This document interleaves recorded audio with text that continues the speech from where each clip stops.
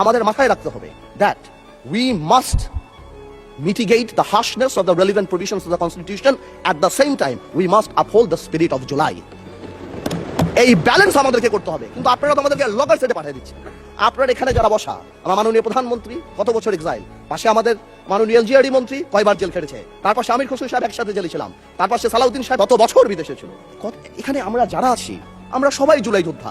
আপনাদের বিরোধী দলীয় সম্মানিত মাননীয় আমাদের যে বিরোধী দলীয় নেতা, উনি ওনার ভাষায় এত সুন্দর করে আমাদেরকে রেকগনাইজ করে, কিন্তু যখনই ফ্লোর আপনাদের হাতে চলে যায় আপনারা আমাকে অ্যাটাক করেন অ্যাজ ইফ আমরা জুলাইতে আমাদের কোনো কন্ট্রিবিউশনই নাই।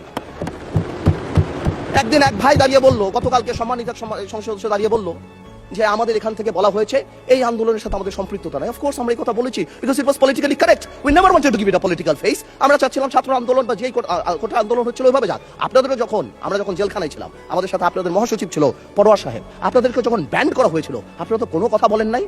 কেন বলেন নাই? বিকজ আপনারা ওই ইস্যু ডাইভার্ট করতে চান নাই। We wanted the fascist government to go and they left. It was a plan. ওইটা লিটারালি আপনারা ধরে বলছেন কি আমরা নাকি আন্দোলনে নাই। শুনেন, আপনারা 6 বলে 12 রান করেছেন, কিন্তু এর আগের 300 রান আমরা সবাই মিলে করেছি। সুতরাং আপনাদের একজন একটা কথা বলবেন, আরেকজন আপনারা আমাদেরকে লগর সেটে নিয়ে যাবেন, আমাদেরকে অ্যাটাক করবেন। আপনাদের কথা আজকে দেশবাসী বিভ্রান্ত যে আমরা নাকি জুলাই সনদ বাস্তবায়ন করতে চাই না। অফকোর্স উই ওয়ান্ট জুলাই সনদ।